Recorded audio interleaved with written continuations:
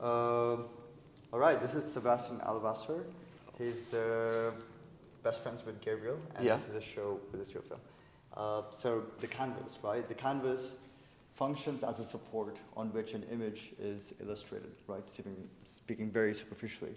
But in your work, the canvas itself becomes the image as painted object, having physically undergone what to me seems like staining, smoke, burning, leaking, oxidizing, soaking, rotting, spreading, evaporating, crusting.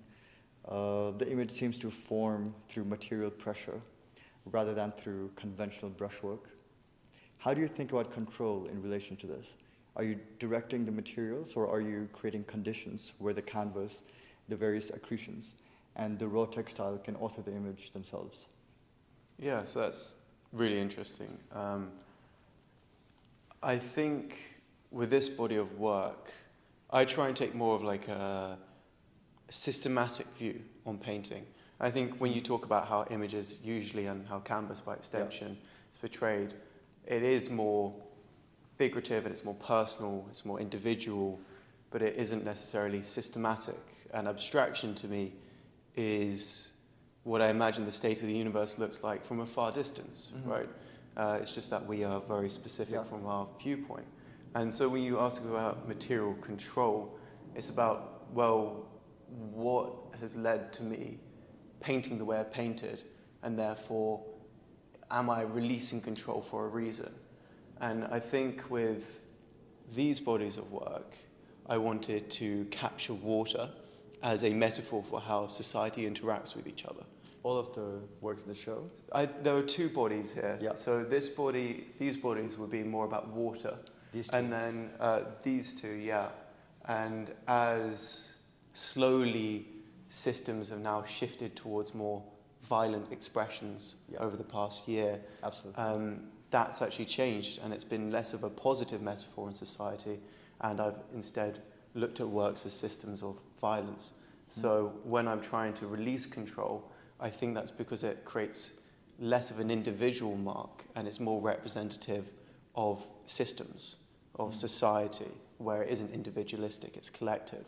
So when I try and paint, I try and remove my control over the paint as well, because that makes it feel as if it's a pure expression of these ideas. So it's like the artist's hand Exactly, same principle. Yeah. Okay, and that's an objective that you have, or is that just a result of whatever your interests are in terms of your process and how to go about it? Or are you intentionally trying so that your work, your hand is not there? I'm intentionally trying to remove myself, and that's controversial in and of itself. So I had artists come over. It's like Richter, right? Yeah, I think it was George Roy came over, and he said you don't have to remove yourself fully from it. That actually placing yourself in this work can allow people to connect to it, and therefore, if you're part of a system, you can show yourself as part of that system. But I see these pieces as representative of what the system looks like. So it's not representative of me in this system, it's representative of what it looks like. So that's why I try and remove my hand from it. But yeah. Interesting. I love that. Yeah. Okay. Is it on? Yeah. Okay. Did I ask the last question? Yeah. Okay. Yeah.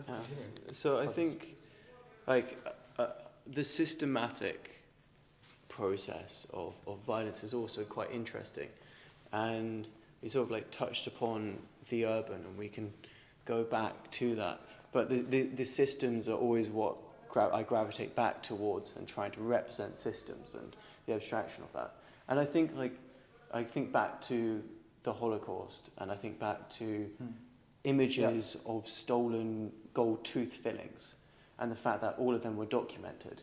Well, there was a system that documented that. There were millions of civil servants who were either scared or willing or complacent, whatever, but there were millions of entrants into documenting all of this pain and the suffering. And violence is systematic. It is not some conniving evil person.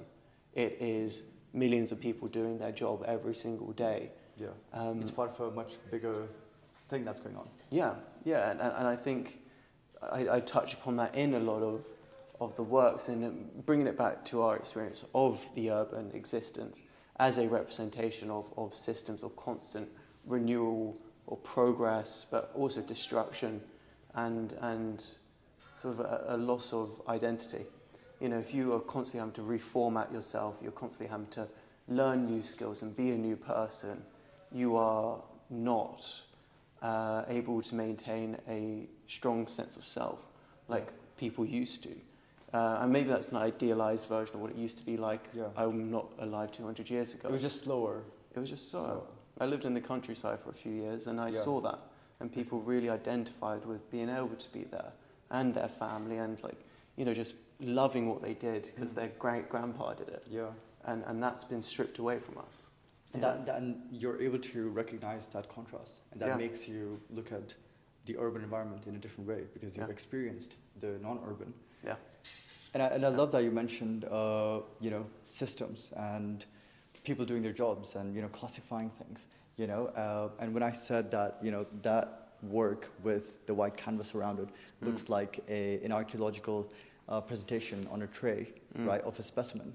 Like even here, when you've, you know, introduced these strips, you know, that are collage-like, you know, that they express, you know, that sort of almost scientific approach to examining the materials that, you know, that have been, you know, run through the pressures that you do through your process.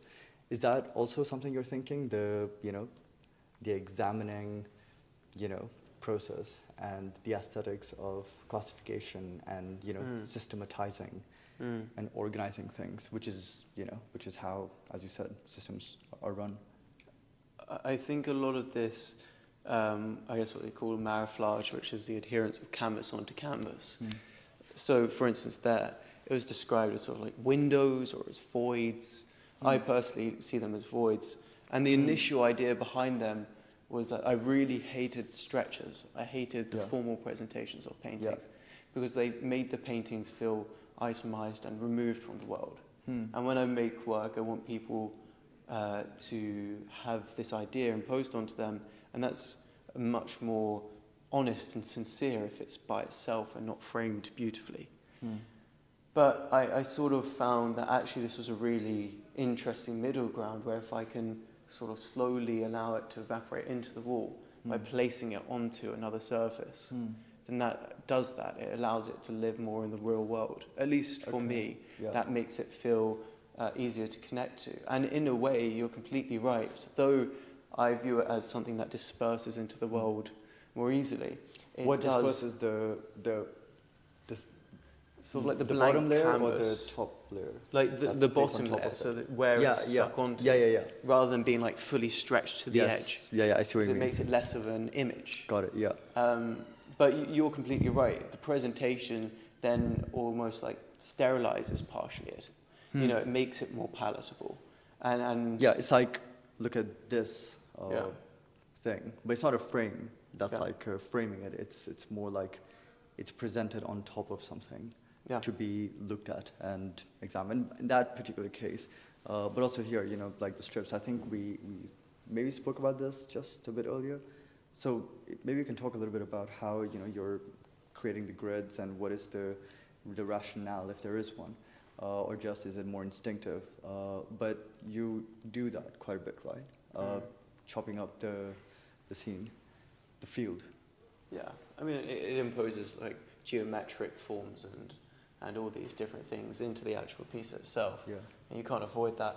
I think a lot of the actual shapes are more reactive to how the paintings look themselves. So the backside of the white, and the reason why it's bled through, as we briefly touched upon before, is the backside of the painting, and this is the front. So that's the same material, just flipped over. And I mean, you can really see when you come close. Yeah. It's layered. Yeah. Yeah, but that means it's a bit more reactionary because it wasn't as planned. And a lot of that's to do with the actual effect it's had on the canvas, the marks it's made, and the memory of the material itself, and then how I react to the fact it's been lived and it's been reacted to, and that's hard to plan. Reacted to the material, to the canvas. Well, more reactions within that dynamic, or more the process of making the paintings themselves. They react to the environment. So, for instance, a lot of that would be the dirt from the garden, or that would be thick bits of paint from this side, as you can see. Yeah. And it just it takes on its own life as it gains these marks. Yeah. And therefore, it has to go through this process for me to understand what this material needs. And none of that can be planned. And then when I actually come towards assembling it and then cutting it up and choosing all these shapes, a lot of that is reactionary to what's formed through. So for instance here, that's really had this beautiful bleed of blue and then this cracking come through. And that's absolutely stunning. I think that was because I just put more pigment and more water, so it went through the other side over there. And then I saw that and I was like, this is beautiful, because it means that the white of the canvas isn't white. So I wanted to bring that forth. Yeah. Beautiful. Amazing. Thank you. That's perfect. Thank you so much for your time and walking us through your process and your ideas. I think it's immensely enriching the experience of the work itself and how it connects with Gabriel's. And well, thank you for having me. Amazing. Thank you. Thank you.